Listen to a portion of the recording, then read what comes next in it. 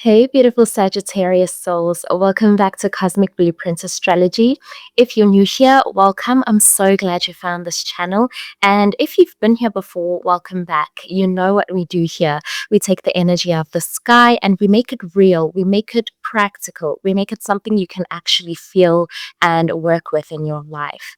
Today, we are talking about May 2026 for you, Sagittarius. And I want to say this right from the start. May is a month that works on you in some of the most personally meaningful areas of your chart: your relationships, your daily life, your finances, your inner world, and your sense of personal freedom are all activated this month in ways that are specific, significant, and genuinely worth paying attention to.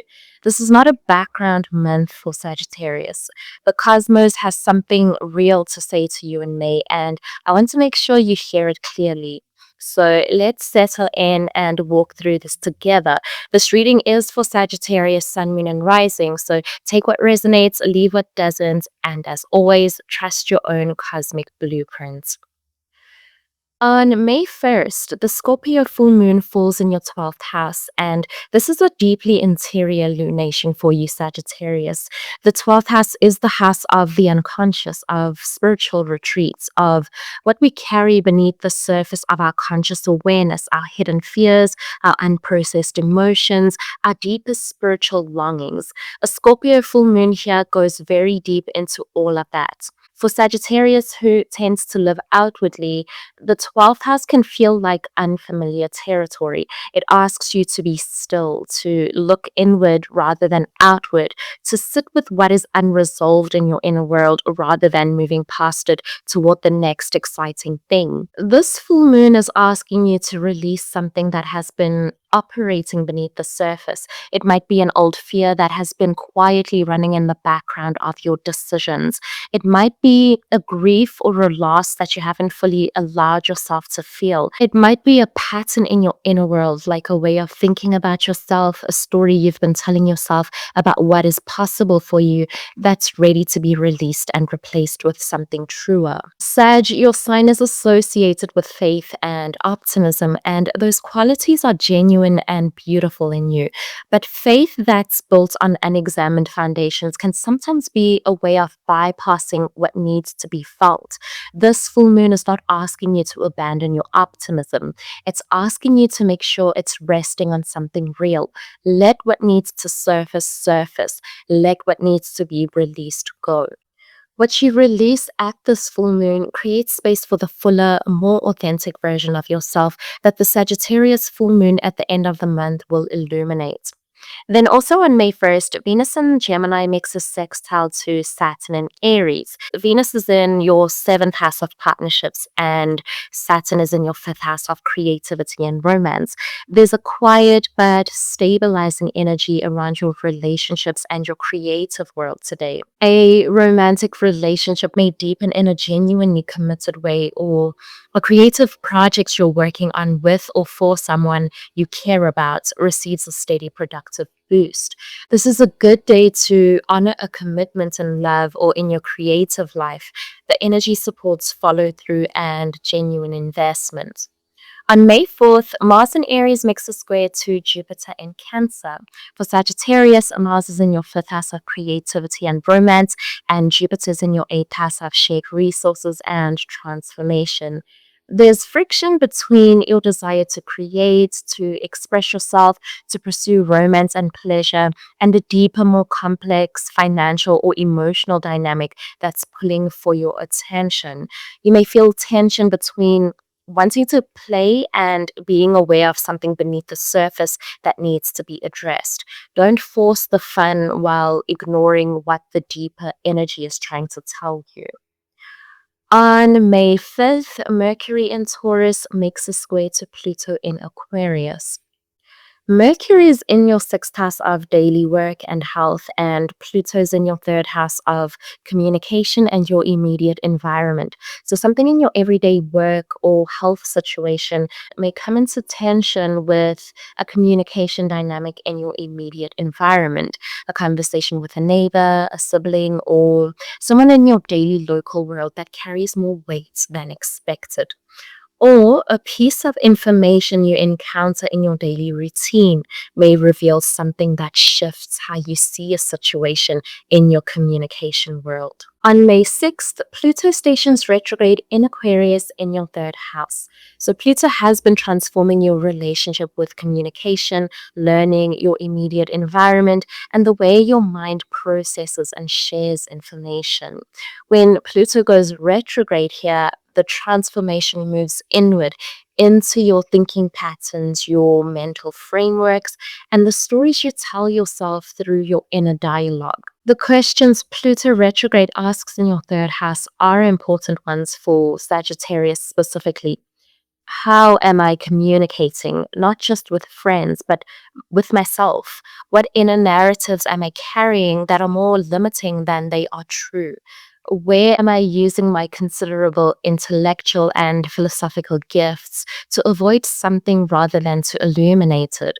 So, Sagittarius has one of the most expansive minds in the zodiac, and Pluto retrograde in your third house is asking that mind to turn some of its power inward, to examine the mental and communicative patterns that are ready for transformation.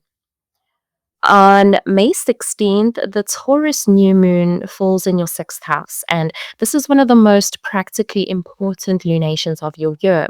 The sixth house rules your health, your daily routines, your work habits, and the everyday structures that either support or undermine your well being. A new moon here is a genuine reset in how you approach all of that. So, for Sagittarius, who's naturally oriented toward the big picture and the wide horizon, the sixth house can sometimes feel like the least inspiring part of your chart. Daily routines, health habits, the unglamorous repetition of ordinary days. These don't naturally excite a sign that's built for adventure and expansion. And yet, the sixth house is the foundation that makes everything else possible. You can't pursue your biggest visions and your most expansive adventures from a body that's depleted or a daily life that has no structure or rhythm to support you. This new moon is a practical, grounded, Taurus powered invitation to tend to your foundation, to look honestly at your daily routines and ask, are these actually supporting my well being, or have they been on autopilot for too long? To look at your health and ask, what does my body genuinely need right now? And am I giving it that? So set very specific practical intentions at this new moon, not vague wellness goals, but concrete, sustainable commitments, a daily habit you want to establish, a health practice you want to begin or return to, a work structure that will actually support your productivity and your energy rather than exhausting them. Taurus energy rewards patience and consistency. The smallest daily act done with real commitment has more power than the grand gesture done once. Then, in the days before this new moon on May 13th, Mercury and Taurus makes a sextile to Jupiter in Cancer. So, this connects your sixth house of daily life to your eighth house of shared resources and transformation. There may be practical information or a helpful conversation around your health or daily work that also has implications for a shared financial matter. Pay attention to what comes through around this date. There may be a useful, practical insight available that connects these two areas of your life in a productive way. On May 14th, the Sun and Mercury conjunct in Taurus in your sixth house, bringing clarity and confidence around your health and daily life.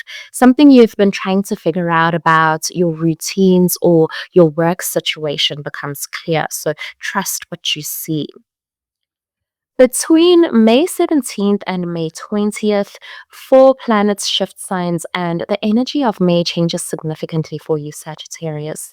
On May 17th, Mercury moves into Gemini and your seventh house of partnerships and significant one on one relationships. Your thinking and communication turn toward your relational world, toward your most important partnerships, what you want from them, and how you're showing up within them. There's a mental quickening in your partnership sphere that makes this a wonderful time for honest, direct, productive conversations with the people you're most deeply connected to. And also on May 17th, Mercury conjuncts Uranus in Gemini in your seventh house. So this is electric, potentially surprising energy in your partnership world. A conversation with a significant partner may take an unexpected turn that shifts your thinking about the relationship significantly. Or a new connection may arrive suddenly and from an unexpected direction that feels genuinely exciting and different from what you've experienced before. Stay open to what this conjunction brings in your relational world. Uranian energy in the seventh house can be disruptive, but is ultimately liberating, freeing you from relational patterns that have been keeping you smaller than you are. On May 18th, Mars enters Taurus and your sixth house. So, Mars has been in Aries and your fifth house, energizing your creativity and your desire for pleasure and romance. So, when Mars moves into Taurus and your sixth house, that drive becomes more practical and more grounded. The motivation that's been flowing toward creative expression and enjoyment now turns toward your daily work and your health. You will feel more capable of sustained productive effort in your everyday work from this point forward. Mars and Taurus in the sixth house is not flashy, it doesn't sprint, but it's enduring. It commits to the work and sees it through. This is the energy that actually brings the Taurus new moon intentions into lived reality. Also on May 18th, Venus moves into Cancer and your eighth house. Venus in your eighth house is a deeply intimate, emotionally rich placement. Your desires turn toward depth, toward genuine soul level connection, toward the kind of intimacy that goes beyond the surface and touches something real. In love, there is more emotional availability and more genuine vulnerability available to you under this placement. Financially, Venus in the eighth house can bring pleasant developments in shared resources, a financial arrangement with a partner, an unexpected resource, or a positive shift in a shared financial situation. On May 20th, the Sun moves into Gemini and your seventh house, and the relational activation of the second half of May reaches full power.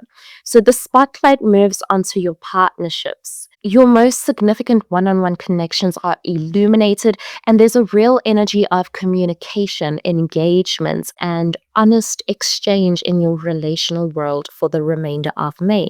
So, for you, Sagittarius, who values freedom and independence, a Sun in seventh house period can sometimes feel like the focus is on others rather than yourself. But the invitation here is to see your partnerships as part of your expansion rather than a limit on it. The right relationships don't contain you, they amplify you. On May 22nd, the Sun conjuncts Uranus and Gemini in your seventh house. So, this is a potentially significant moment of sudden shift or liberating breakthrough in a key partnership. Something changes in a relationship, perhaps unexpectedly, perhaps in a way that initially feels disruptive, but the change is ultimately one that creates more authenticity, freedom, and genuine aliveness in how you connect with others. Hold the Sagittarius quality of trusting that change leads somewhere better, because it does.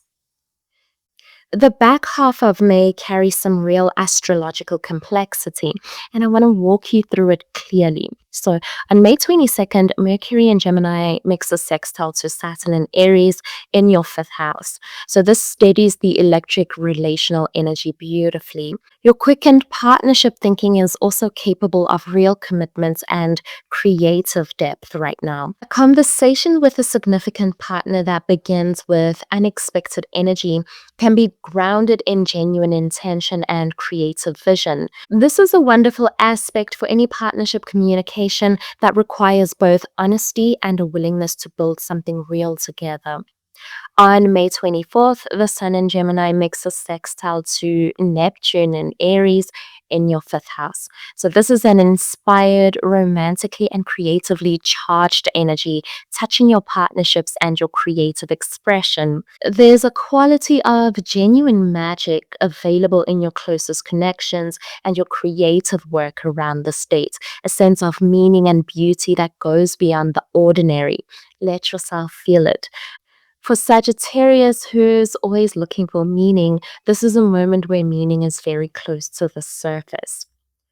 On May 26th, Mars in Taurus in your sixth house makes the square to Pluto in Aquarius in your third house.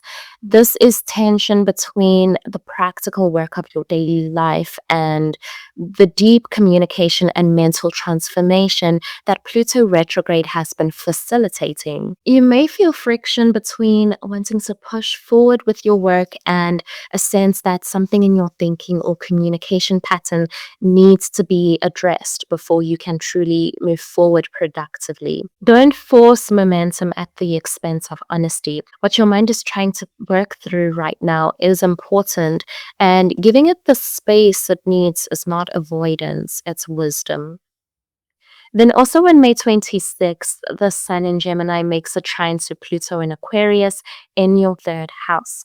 Running alongside the Mars Pluto tension, the Sun Pluto trine brings a sense of empowerment and clarity to your communication world and your mental transformation. Something you've been processing internally around your thinking patterns and your communication style becomes clearer and feels more purposeful. The transformation is moving in the right direction, so trust it. On May 28th, Venus in Cancer in your 8th house makes a square to Saturn in Aries in your 5th house. There may be tension between the depth of intimacy your 8th house Venus is longing for and the creative or romantic commitments your 5th house Saturn is maintaining. Perhaps the desire for deep, total connection bumps up against a creative responsibility or a romantic situation that requires patience rather than immediacy. So, honor both the longing and the responsibility. Saturn in your fifth house rewards those who create from a place of genuine commitment rather than impulse. On May 31st, the month closes with a full moon in Sagittarius in your first house. And this is the moment the entire month has been building toward. A full moon in your own sign in your first house is one of the most personally significant lunations of your year. So, this is a full illumination of you, your identity, your energy, your authentic self, and who you've been becoming through the work of the past several months. Everything that May has asked you to process, all of it has been preparing you for this moment of arrival. The Sagittarius full moon in your first house is a moment of being fully seen. Something comes to fruition or completion in your personal identity, a version of yourself that's been in process, growing, evolving, being refined through the experiences of recent months, arrives at a point of full expression. You may feel a sense of personal clarity and confidence that's been building beneath the surface, now fully present and available to you. This full moon may also bring recognition from others, a moment of being seen and acknowledged for who you truly are and what you genuinely bring. So, for Sagittarius who doesn't always seek external validation, this may feel both unfamiliar and genuinely affirming. Let yourself be seen. You've done the work. So, release at this full moon whatever remains of the old version of yourself that no longer fits, the limitations, the self doubts, the stories about who you are that were never quite true. Step into May's close as the most fully expressed, most genuinely alive version of yourself that you have access to right now. So, Sagittarius, May 2026 is a month of genuine personal evolution for you, moving from inward to outward, from depth to illumination, and from quiet inner work to full personal expression. Trust the inward turns as much as the outward ones, and arrive at that full moon ready to be fully, brilliantly, unapologetically yourself. Trust the process, trust your journey, and as always, trust your cosmic blueprint. So, thank you so much for being here. If this reading resonated with you, please give it a like, share it with the Sagittarius in your life, and subscribe so you never miss a reading. But until next time, take care of yourselves, beautiful souls, and I'll see you in the next one.